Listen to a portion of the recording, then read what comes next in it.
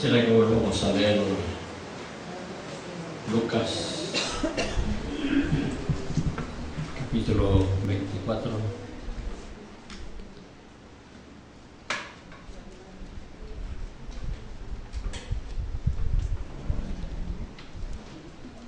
Verso 44. Y les dijo: estas son las palabras que os hablé estando aún con vosotros, que era necesario que se cumpliese todo lo que está escrito de mí en la ley de Moisés, en los profetas y en los salmos.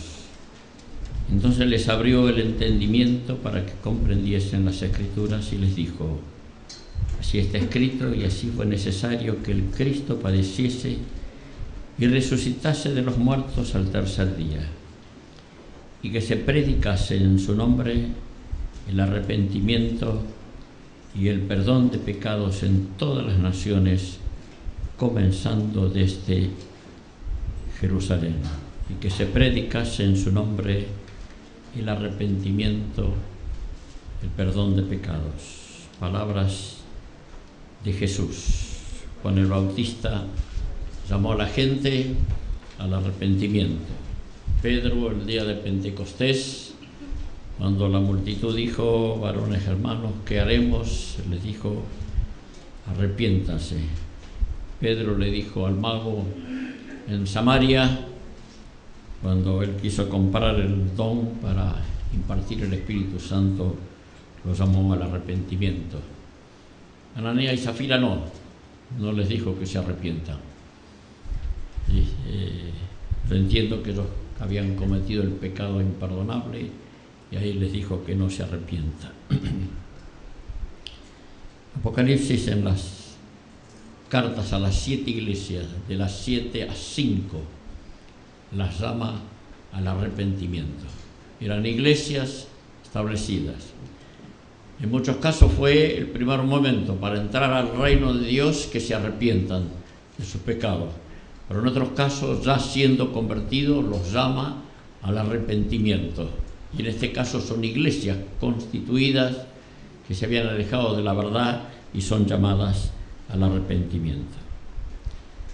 Aunque hablamos de arrepentimiento, del pecado, de los pecados, en estas 2 noches, de llamar al pecado pecado y no fallas de carácter, el tema central no fue el pecado ni el pecador, sino que el tema central, lo que venimos hablando, es ser conformados a la imagen de Jesús.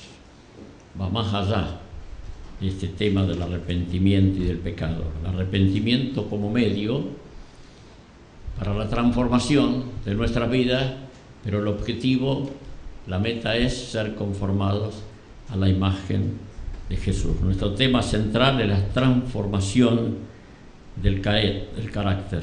Para esto hay que llamar a las cosas por su nombre, y el arrepentimiento es fundamental para el cambio. Algunas de las experiencias que les conté y algunas cosas personales, justamente era por no llamar a las cosas por su nombre.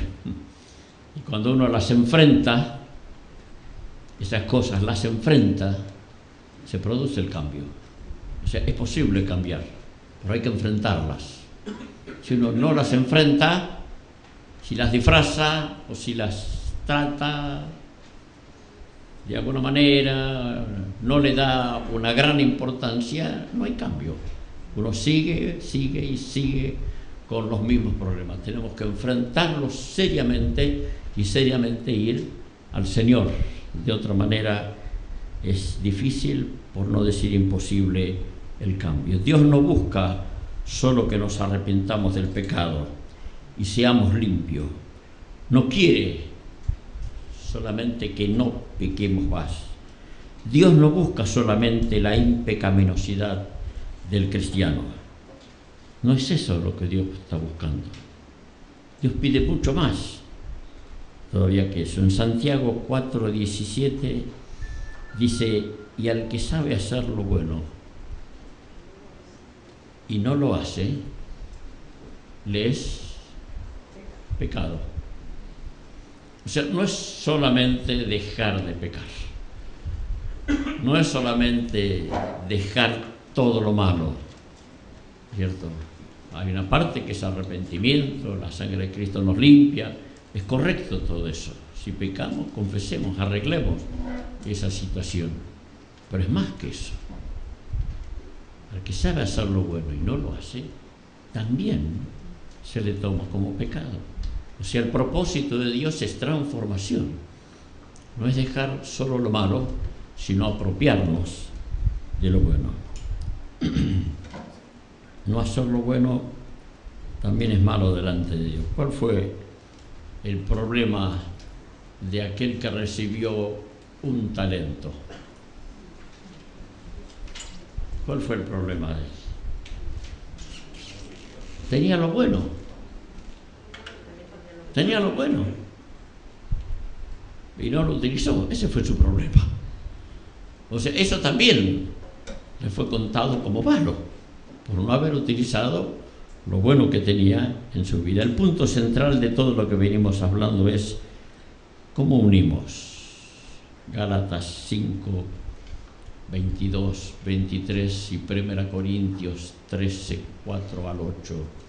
¿Cómo unimos lo que es el amor, lo que es el fruto del Espíritu con nosotros? ¿Cómo nos hacemos uno con todo eso? Y algo de eso hablamos ayer, leímos los pasajes, algunos lloramos un poquito, tendríamos que llorar más. No sé si tiene todavía la Biblia doblada así, pero va a ser bueno por un tiempo tener esas 2 páginas ahí presentes de la Biblia, Gálatas 5, 22 y 23, 1 Corintios 13, 4 al 8, tenerlo presente y leerlo una vez, otra vez, otra vez. Es un ejercicio muy provechoso, leer la Biblia en oración. Leo y oro, oro y leo. Leo una palabra, una frase, todo el versículo, y lo voy orando, hablando con el Señor sobre ese texto, sobre esa expresión. Señor, este es mi problema, yo no soy así. Acá dice que el amor no se irrita, dice que no guarda rencor. Y Señor, en este punto no andamos muy bien. Ahí lo incluimos al Señor también, ¿cierto? ¿Qué hacemos, Señor? ¿Cómo hacemos? Yo no quiero seguir con el rencor. Yo no quiero irritarme. Y ahí oramos. Y volvemos a leer. Y volvemos a orar. Hay algo espiritual que tiene que producirse en nosotros. Pero orar la palabra es un buen ejercicio. Como no hace falta cerrar los ojos para orar, así que uno puede orar y leer, leer y orar. ¿Amén? Amén. ¿Qué se espera de un árbol de durazno? Qué pregunta, ¿no? Y de un árbol de ciruela, de un ciruelo, bueno, se esperan ciruela. Y de un árbol de pera se esperan pera. ¿Y qué se espera de un cristiano que recibió el Espíritu Santo? Que su fruto sea acorde a lo que está en él. En nosotros está el Espíritu de Cristo, y lo que se espera es que demos ese fruto, el fruto del Espíritu, que esté fluyendo, manifestándose en nuestra vida. Cuando Pablo escribe sobre el fruto del Espíritu, está pensando justamente que ese tiene que ser el resultado lógico de la vida de un cristiano. No está pensando en otra cosa. Lo lógico es que un cristiano dé ese fruto. No lo escribe como si fuera algo, una revelación, algo que algunos quizá, después de mucho tiempo de ser cristiano, de un gran ejercicio, un esfuerzo, por ahí, quizá, en la forma que lo escribe, es como que así tiene que ser. Y nosotros tenemos que tomarlo de la misma manera.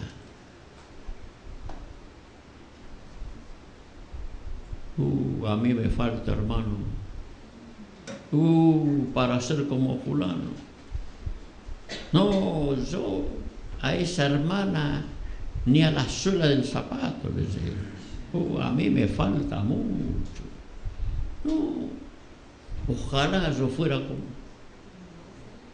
¿De dónde sacamos esas frases? ¿Y dónde las sacamos? Las sacamos del ¿qué? El chip. Bueno, déjeme usar el cassette, ¿eh? Déjeme. O de algo que está grabado en el disco duro, ¿eh? Está muy grabado ahí.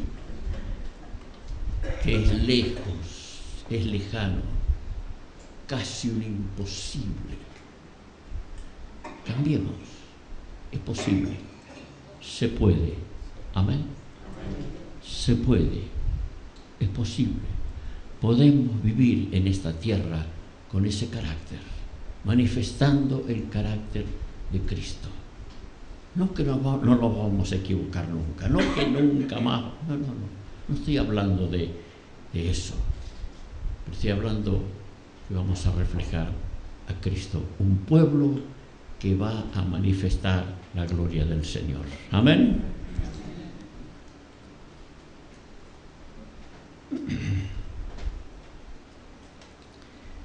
Por eso cuando dice ahí en Gálatas 5, 22, 23 y habla del fruto del Espíritu, no lo está diciendo como algo separado del cristiano. Lo está diciendo como parte de la vida cristiana, como parte de él. De esa manera lo está escribiendo. Y así nosotros tenemos que asumirlo, así tenemos que tomarlo como que es posible. Porque tiene que haber, cuando uno lee la palabra, tiene que haber una nota de fe en nosotros, de confianza, y que si lo dice, es para mí, y si lo dice, lo puedo vivir. No me va a poner una meta, ¿verdad?, como la zanahoria, ¿no es cierto?, delante del burro y que nunca la va a alcanzar. No es eso. No está poniendo la zanahoria delante, no está poniendo algo posible que se puede vivir. Entonces, al leer la palabra, al orar la palabra, pongamos la nota de fe, de confianza, de seguridad, de que el Espíritu Santo va a ir haciendo brotar su fruto en cada una de nuestras vidas. Amén. No son los frutos del Espíritu, sino el fruto del Espíritu. No son 9 frutos. No debemos pensar que, bueno, podemos tener 1 o 5 o 6 o quizás los 9. No tenemos que pensar así. Tenemos que pensar que es un solo fruto. Es el fruto del Espíritu. No son cosas independientes unas de otras, sino es un todo en nuestra Biblia. La Biblia nos dice: a cada uno les he dado el fruto del Espíritu. A unos, benignidad; a otros, amor; a otros, templanza. No dice así, para nada. Aquel hermano, el Señor le concedió, tiene una paciencia de santo. Ojalá yo tuviera la mitad de la paciencia que tiene ese hermano. Y el Señor le concedió a él el fruto de la paciencia, ¿no es cierto? Algunos hasta le llaman el don. El don no es así. No es que el Espíritu Santo reparte esas cosas. No son dones carismáticos. Los dones carismáticos sí, son del Espíritu. Es el Espíritu el que da los dones. Algunos discernimiento de espíritu, a don de sanidad, a otro interpretación de lengua, O sea, el Espíritu reparte como Él quiere. Se pueden pedir los dones del Espíritu, pero es el Espíritu el que reparte los dones. Tampoco son talentos. Y Él nació así. Nació siendo bueno. Era bueno antes, bueno ahora. Él nació, ya nació bonito. De chiquito era bonito y siguió siendo bueno, es bueno. Ya vino con el fruto de la bondad en su vida. No es un talento que se recibe con la creación. Los talentos son otorgados a todos. Todos nacemos con talentos, todos tenemos talentos. Cristianos o no cristianos, todos. Y de esos talentos que tenemos que rendir cuenta. Algunos tienen cierto talento, otros tienen otro. Algunos tienen talentos para la música o para el dibujo, para hablar. Son talentos que tenemos las personas. Y de esos, algunos se adquieren en la vida. Algunos tienen cierta tendencia, estudian, se capacitan, mejoran ese talento que tiene en su propia vida. Pero el fruto del Espíritu no es un talento. No es un talento que viene incorporado con nosotros. Tampoco son ministerios de la palabra o de gobierno como los de Efesios 4, donde dice que el Señor, ¿cierto?, dio esos ministerios, son establecidos, constituidos por el Señor. Él mismo constituyó a uno. Son llamados para un ministerio, son llamados para una función muy específica. Cuando hablamos del fruto del Espíritu, tenemos que pensar que eso es para todos los cristianos. No es otorgado a uno una cosa, a otro otra cosa, a otro. El fruto del Espíritu es para todos los cristianos, desde el más pequeño hasta el más grande, por así decir. Todos tenemos que reflejar a Cristo Jesús. Amén. Esto es para todos. El fruto del Espíritu debe brotar de todos los cristianos. Todos tenemos que reflejar al Señor. Un cristiano carnal puede tener dones, pero si es carnal no va a reflejar nunca el fruto del Espíritu. Pero puede tener dones, como Sansón, que tenía dones, pero no estaba expresando a Dios con su vida, con su forma de actuar. Hasta se pueden falsificar los dones, como los magos de Egipto, ¿no? Puede haber esas cosas. Los dones los otorga el Espíritu. Los talentos vienen con nosotros desde nuestro nacimiento y en otros los podemos desarrollar. Los ministerios los otorga el Señor. Pero el fruto del Espíritu, ¿qué es? ¿Cómo se consigue? ¿Es un don? ¿Es una gracia? ¿Es algo que viene del cielo a nuestras vidas? ¿Es un poder especial? ¿Es una capacitación? ¿Es un esfuerzo? ¿Qué es? ¿Cómo se obtiene? Gálatas capítulo 5.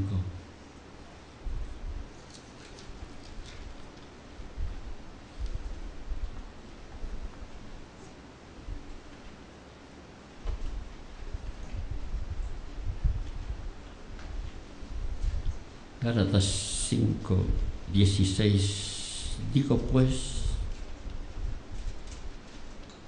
andad en el Espíritu. Otra versión dice, digo pues, vivan por el Espíritu y no van a dar satisfacción a los deseos de la carne. Porque el deseo de la carne es contra el Espíritu y el del Espíritu es contra la carne. Y estos se oponen entre sí para que no hagáis lo que quisieres. Pero si sois guiados por el Espíritu, no estáis bajo la ley. Y manifiestas son las obras de la carne, que son adulterio, fornicación, inmundicia, lascivia, idolatría, hechicerías, enemistades, pleitos, celos, iras, contiendas, disensiones, herejías, envidias, homicidios, borracheras, orgías y cosas semejantes a estas, acerca de las cuales os amonesto, como ya los he dicho antes, que los que practican tales cosas no heredarán el reino de Dios. Mas el fruto del Espíritu es amor, gozo, paz, paciencia, benignidad, bondad, fe, mansedumbre, templanza. Contra tales cosas no hay ley. Pero los que son de Cristo han crucificado la carne con sus pasiones y deseos. Si vivimos por el Espíritu, andemos también por el Espíritu. Gálatas 2:20 dice: con Cristo estoy juntamente crucificado, y ya no vivo yo, mas vive Cristo en mí. Y lo que ahora vivo en la carne, lo vivo en la fe del Hijo de Dios, el cual me amó y se entregó a sí mismo por mí. Gálatas 2:20. Lo podemos decir todos juntos. Gálatas 2:20. Con Cristo estoy juntamente crucificado, y ya no vivo yo, mas vive Cristo en mí.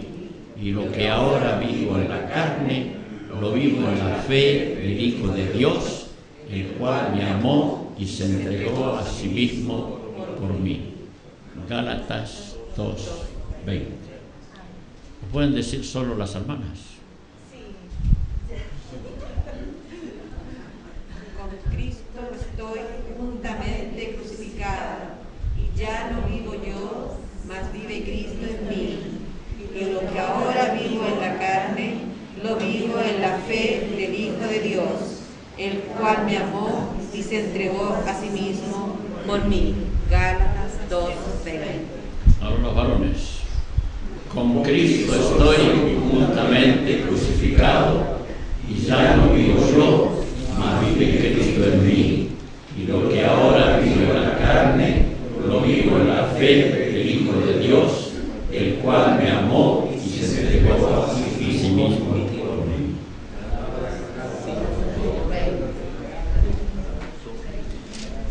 El versículo 17 dice: porque los deseos de la carne es contra el Espíritu, y el del Espíritu es contra la carne.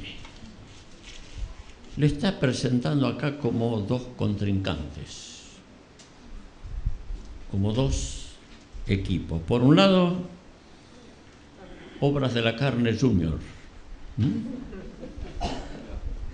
y por el otro lado, frutos del Espíritu, maravilla, fruto del Espíritu. Y ahí se están enfrentando los dos. ¿Cuántos jugadores tiene cada equipo?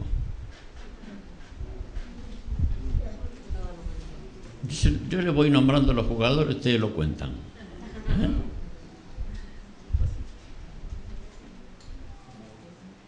Dice así: obras de la carne.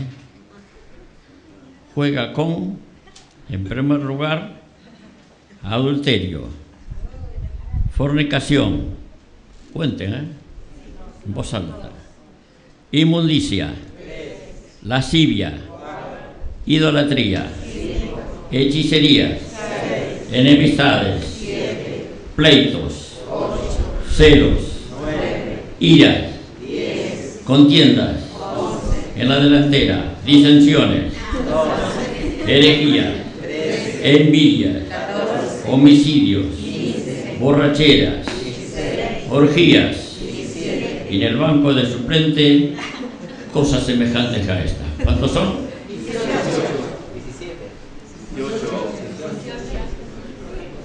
18 jugadores.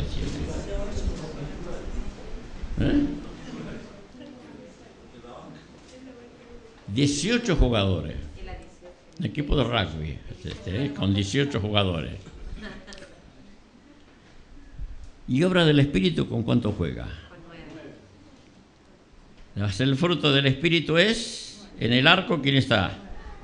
Las ataja todas, amor. Segundo, gozo, paz, paciencia, benignidad, bondad, fe, mansedumbre, templanza. ¿Cuántos son? 9. Él juega con la mitad. Uno juega con 18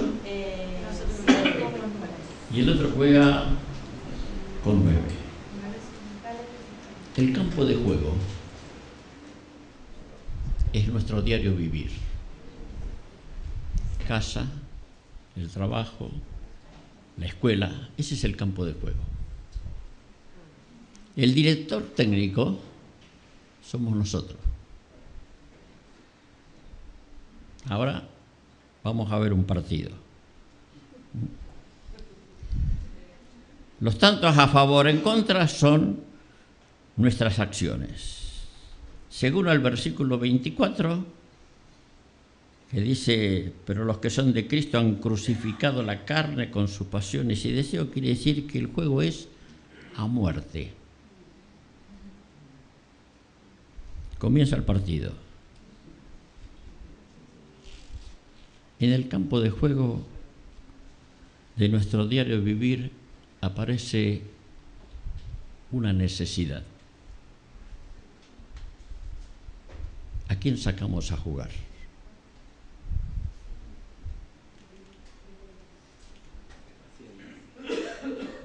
¿A quién ponemos en el campo de juego? Apareció una necesidad.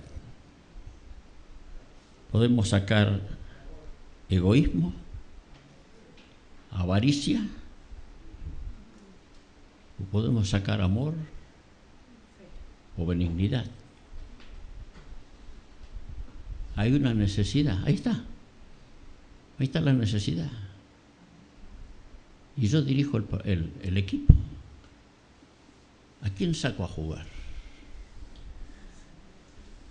Puedo sacar también no está acá, pero a veces está en el banco de suplente. Se llama miro para otro lado. Aparece una necesidad y justo tengo que mirar para allá, ¿cierto? Y no sé por qué aparece muy seguido, miro para otro lado.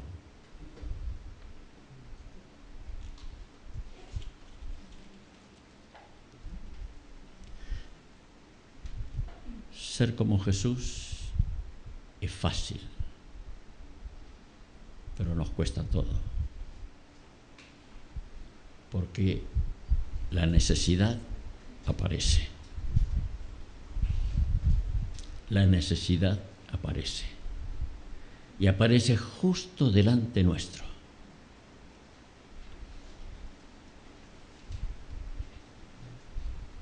Jesús contó este partido. Él contó el partido este. ¿Se acuerdan? Él contó. Un hombre descendía de Jerusalén a Jericó y cayó en manos de ladrones y pasó. Él contó este partido. Lo conocemos. Si lo habremos visto ese partido, ¿eh?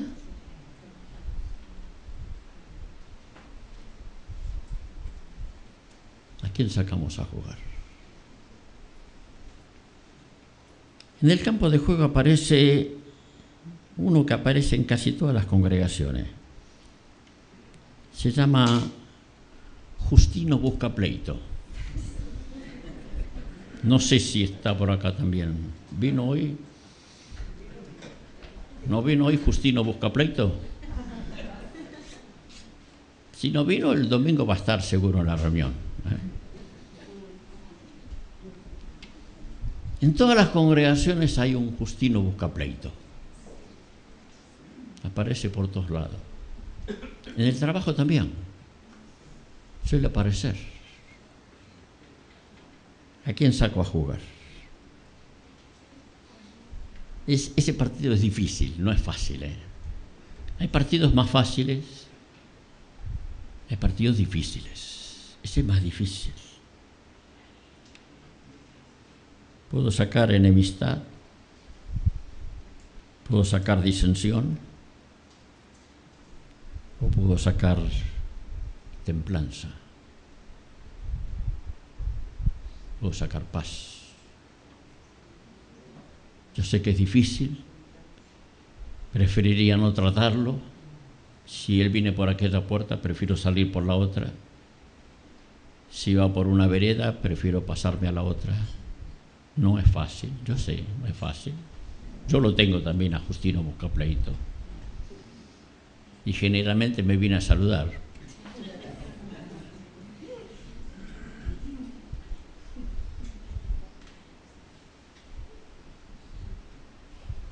Gracias, Señor, porque en cada congregación tenemos algunos que nos ayudan a manifestar el fruto del Espíritu. Amén.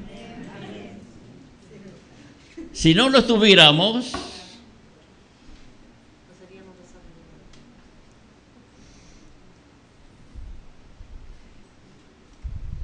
¿sabe cuál es otro jugador que sale mucho a jugar? Indiferencia.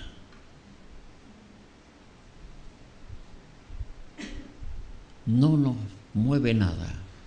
Pasan las situaciones y somos indiferentes a tantas situaciones que vemos en nuestro diario vivir. Jesús no fue indiferente. No fue indiferente. Enfrentó todas las situaciones. Hermanos, el fruto del Espíritu no es algo que digo, lo tengo y ya está. Ahora sí. No. El fruto del Espíritu se necesita cada momento, cada día, cada instante. En casa lo necesitamos, en la oficina, en el trabajo, en la calle, en la escuela, en la iglesia, en todas partes. Hace falta que se manifieste, pero hay ahí una tensión. Una tensión. Y la tensión surge de nuestro egoísmo. De nuestro egoísmo.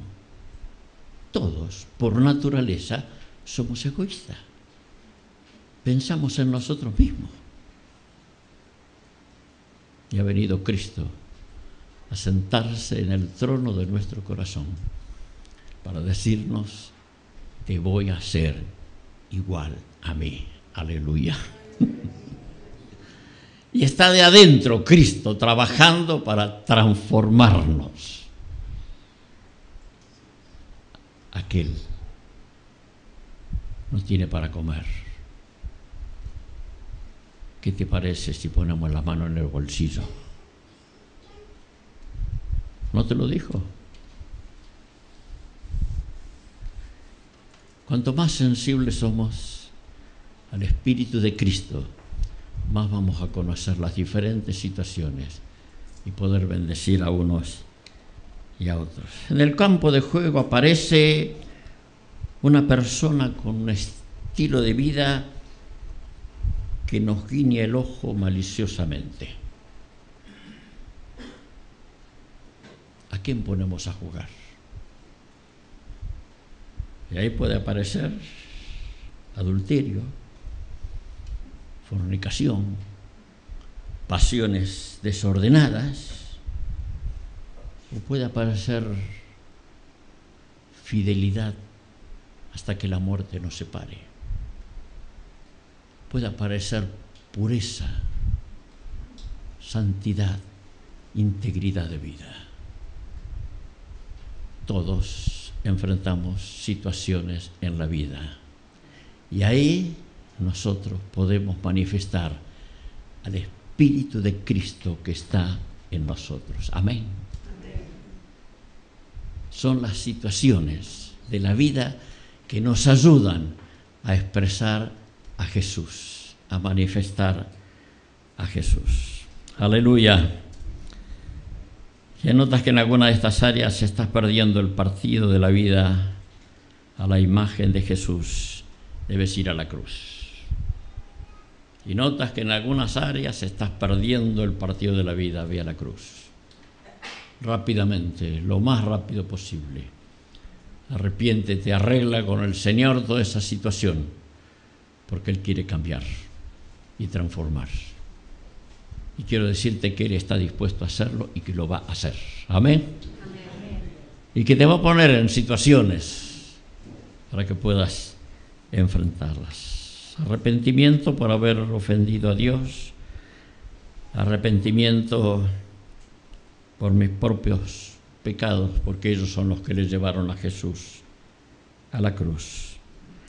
Y arrepentimiento para la transformación del carácter y ser a la imagen de Jesús.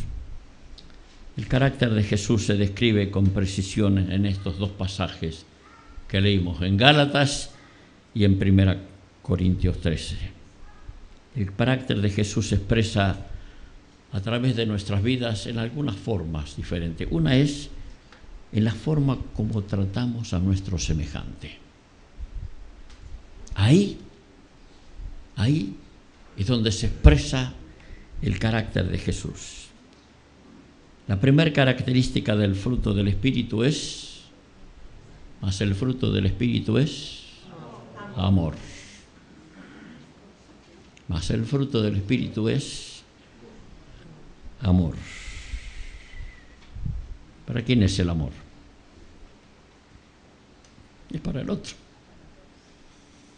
Es para el otro. Y donde debe expresarse el fruto del Espíritu es justamente en nuestra acción, en nuestro trato con los demás. Y lo primero que aparece es amor. Amor práctico. Amor que se expresa. Amor que lo dice. Amor que lo hace. Amor que actúa. Amor que se mueve. Amor que va.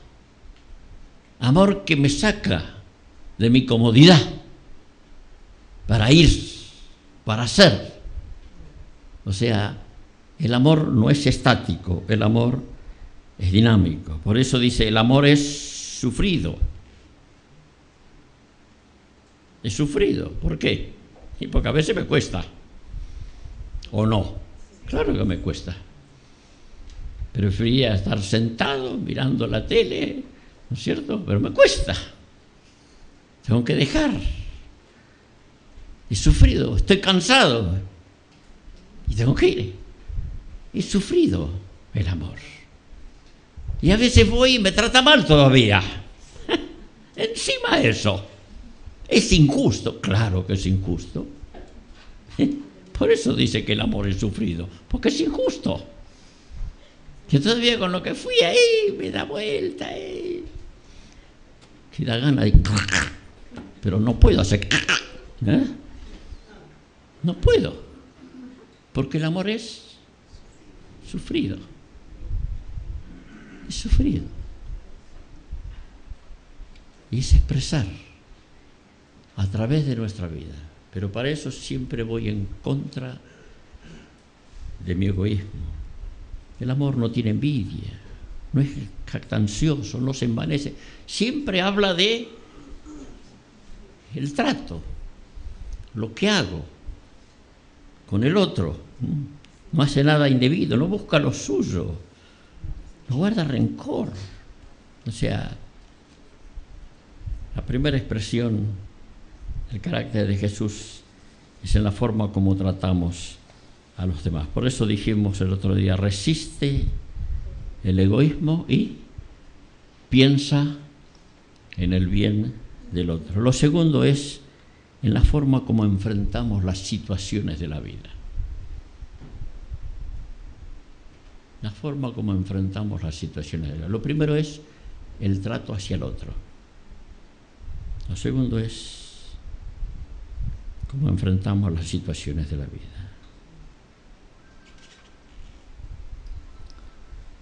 Hace tiempo estaba hablando acerca del gozo y le dije A los hermanos, el gozo no es felicidad.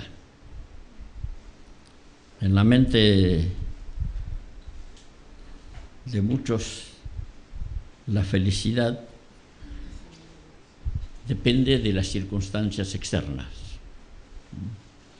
Y es así, la felicidad depende de lo externo. Buena salud, buena economía, buenas relaciones familiares, buen vivir. El buen vivir, salud, dinero y amor. Y ahí entonces uno es feliz.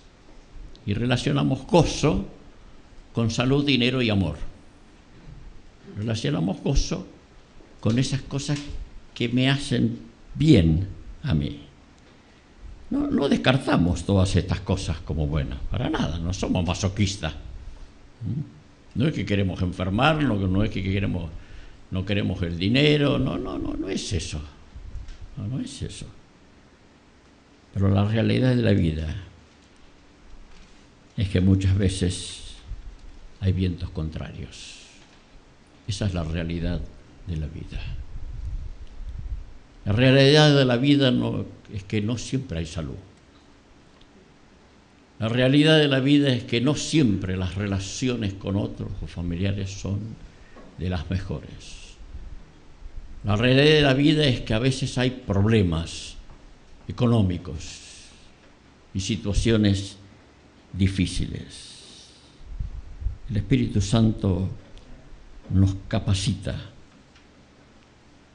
para estar preparado para todas esas situaciones de la vida. El gozo no depende de las circunstancias de la vida. El gozo es una obra del Espíritu Santo en nosotros. Amén. Es mucho más profundo que todo lo que me rodea. Puedo estar enfermo, puedo estar escaso de dinero, puedo estar complicado con algunas situaciones y sin embargo tener un profundo gozo del Señor, porque es obra del Espíritu Santo. O sea, que el fruto del Espíritu se manifiesta en el trato hacia los demás, pero el fruto del Espíritu se manifiesta también en la forma como enfrentamos las situaciones de la vida. Y si hay algo que debe estar presente en nuestras vidas, en todo momento, es el gozo del Señor. Las circunstancias de la vida no pueden hacerme perder el gozo del Señor. Amén. Vivir con la presencia de Jesús en todo momento, en todo instante y en toda situación. Pablo escribe desde la cárcel, Filipenses 4:4, regocijaos en el Señor siempre. Otra vez os digo, regocijaos. O sea, el gozo no depende de lo externo. El gozo es una obra del Espíritu Santo en cada una de nuestras vidas. El gozo es una parte del equipamiento que nos da el Espíritu Santo para enfrentar el diario vivir y para enfrentar toda situación, por más complicada que sea. Aparte del Espíritu Santo, para enfrentar las situaciones de la vida, nos provee de todo lo que sea necesario, de esa fortaleza interior en nuestras vidas. ¿En qué momento se pierde la paciencia? ¿Cuándo perdemos la paciencia?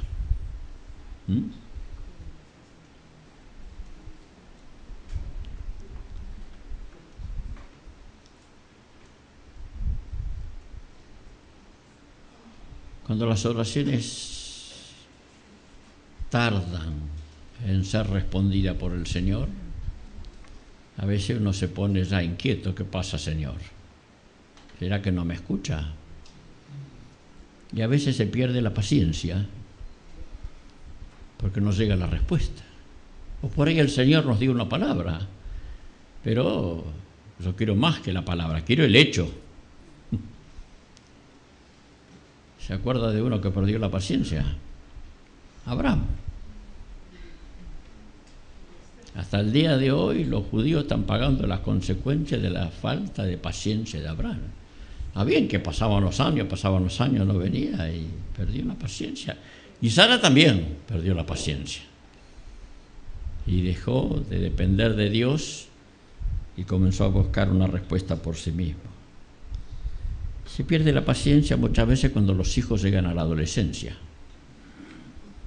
Si necesitábamos paciencia cuando eran chicos, cuando llegan a la adolescencia necesitamos el doble, ¿no? O el triple. Y muchas veces se pierde la paciencia en esa etapa de la vida. Cuando los problemas se prolongan en el tiempo, cuando las cosas no salen como uno quiere, ¿por qué se pierde la paciencia? Y porque nuestra carne es impaciente. Por eso perdemos la paciencia. Porque queremos el control de las cosas. Queremos manejar las situaciones y no las podemos manejar. Y cuando no las podemos manejar, perdemos la paciencia. Porque queremos respuestas ya. Llame ya. Y llame ya, queremos que ya aparezca la respuesta. Y porque nos cuesta dejar el control de la vida al Señor. Y ahí perdemos la paciencia. Pablo, en la carta a los Filipenses, escrita desde la cárcel, 4:6 de Filipenses, dice: por nada estéis afanosos, léase impaciente. Por nada estéis impacientes, si no sean conocidas vuestras peticiones delante de Dios en toda oración y ruego con acción de gracia. Para el impaciente, yo digo, hay un lugar secreto, que se llama el calabozo de más adentro. Ahí fue Pablo y Silas, al calabozo de más adentro.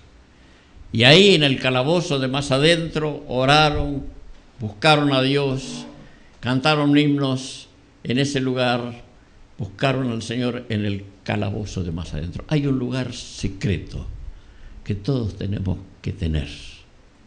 Y nuestras impaciencias las tenemos que llevar ahí, delante del Señor.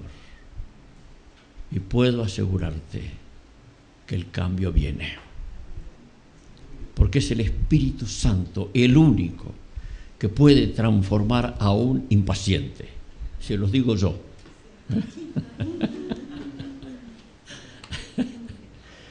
No está en la Biblia, pero se lo puedo decir.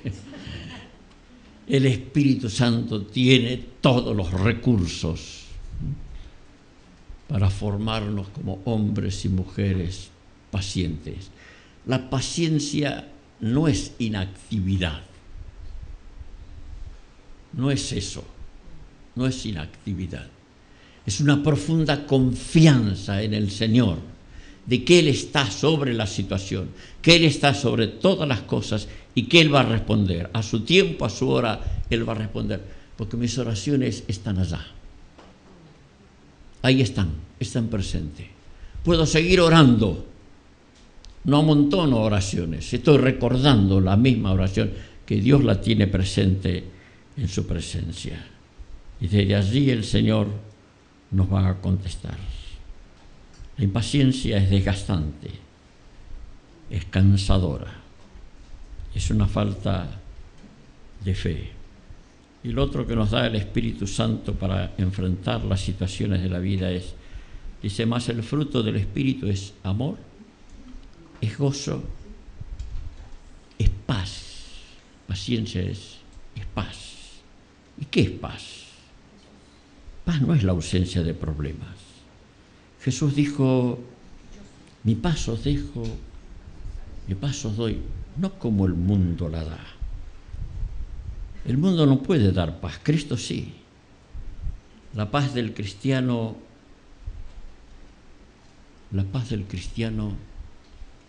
o la paz del Espíritu es inexplicable.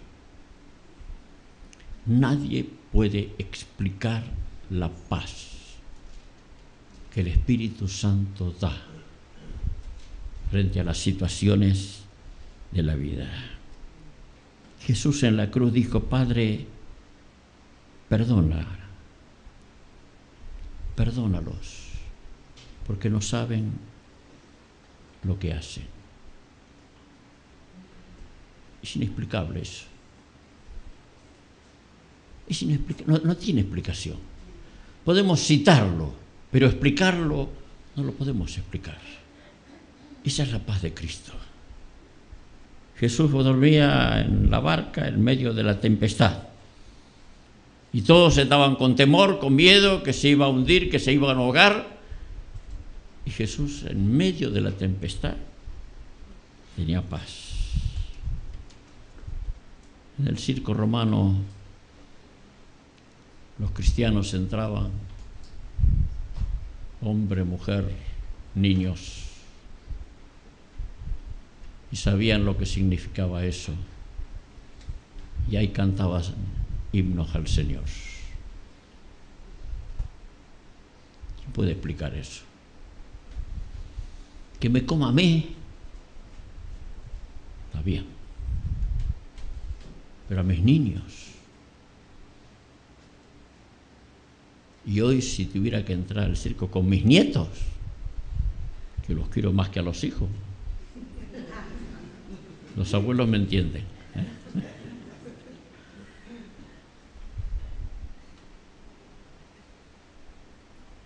Y saber lo que va a pasar.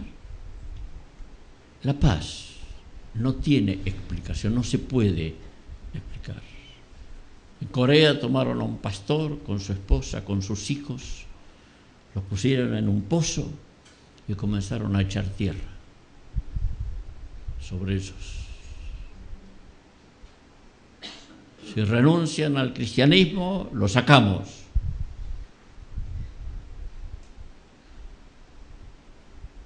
Y el hombre titubeó en un momento, porque la tierra ya estaba llegando a los pequeños. Y los primeros que iban a ser tapados con la tierra eran los más chicos. Y el hombre titubeó, y la mujer lo agarró del brazo y le dijo: ¿qué vas a hacer?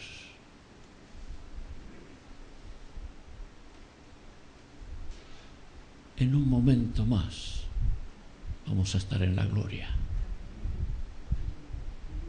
¿Quién puede explicar eso?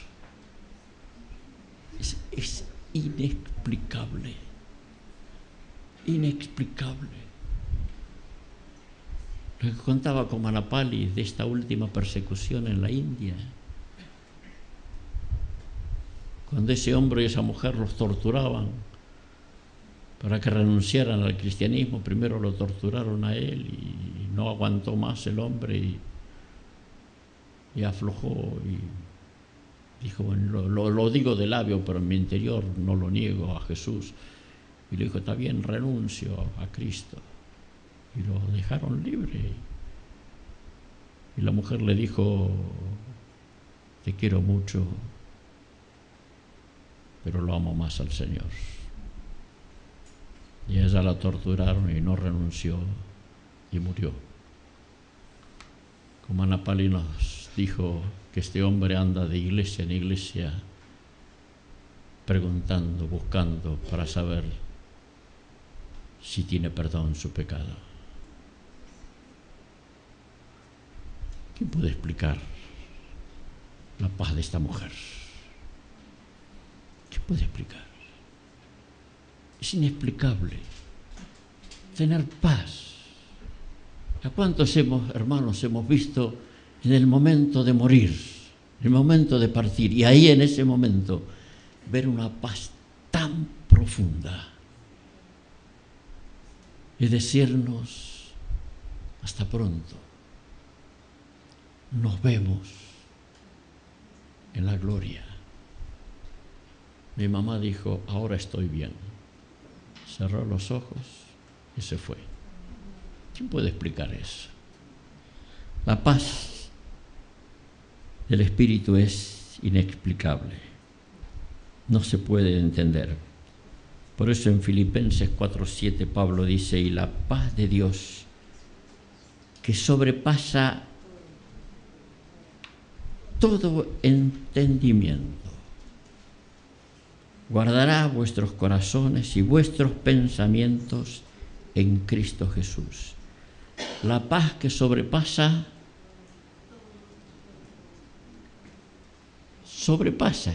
quiere decir que está por encima.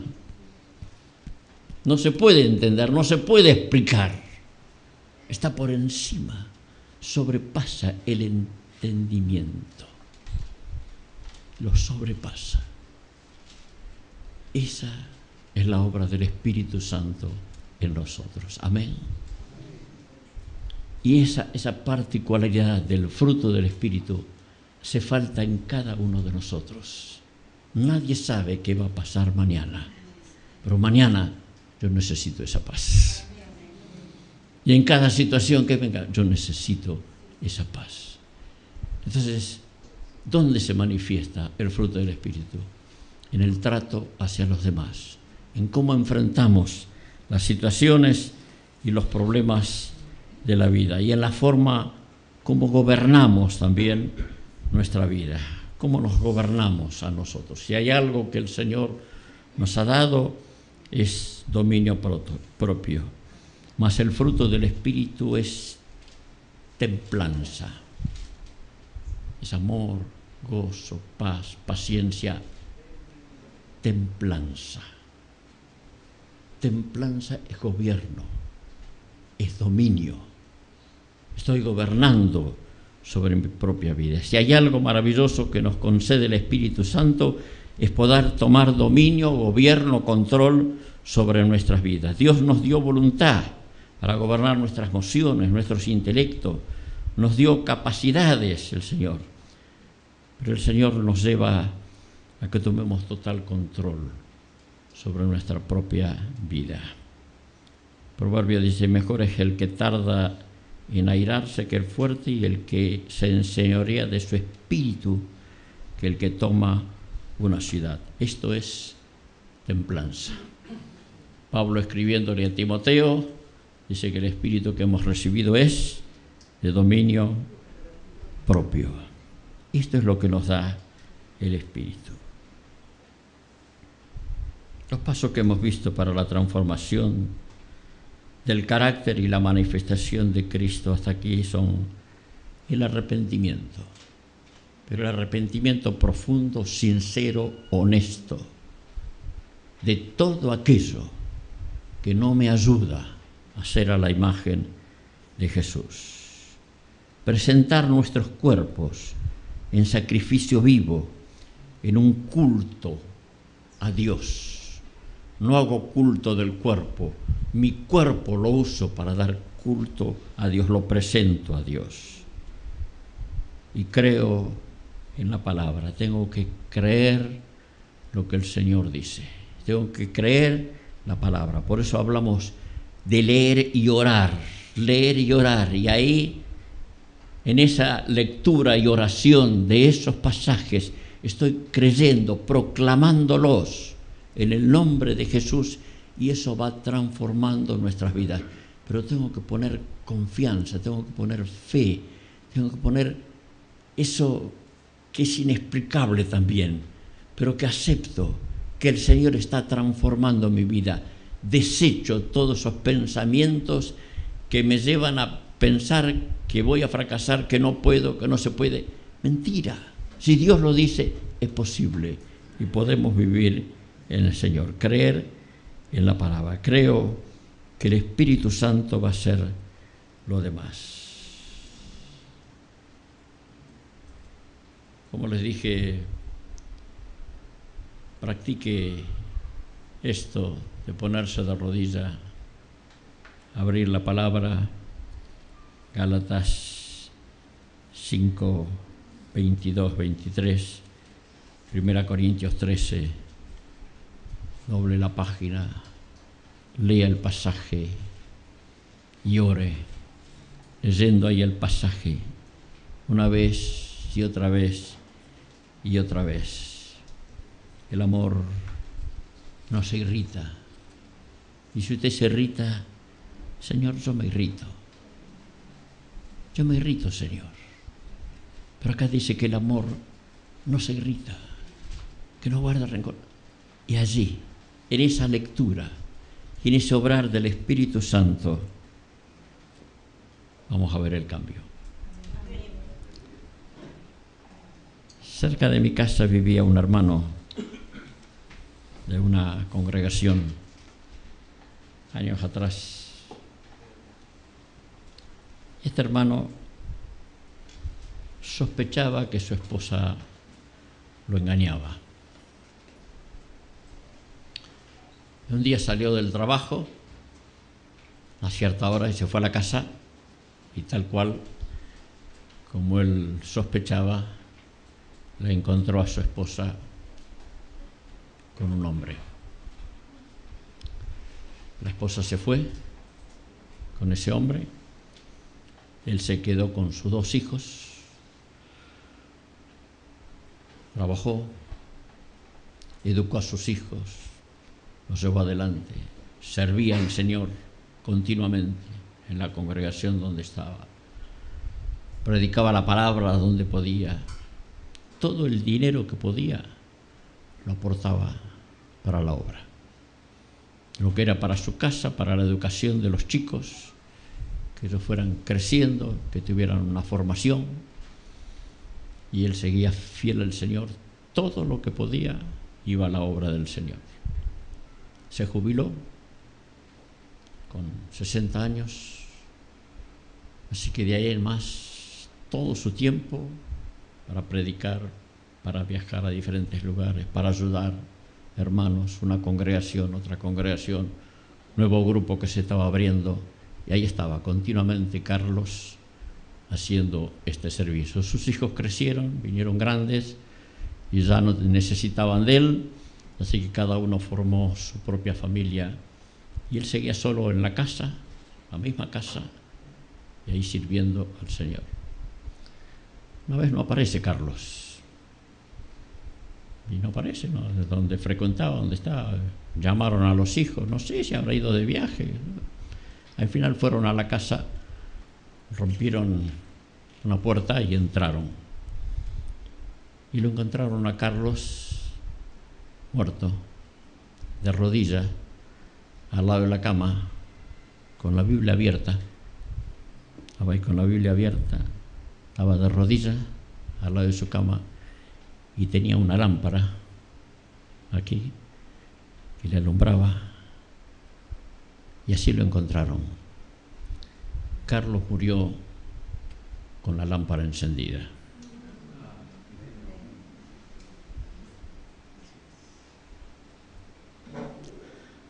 Vivamos de tal manera, vivamos en la luz continuamente, con la lámpara encendida hasta el fin de nuestros días. Amén.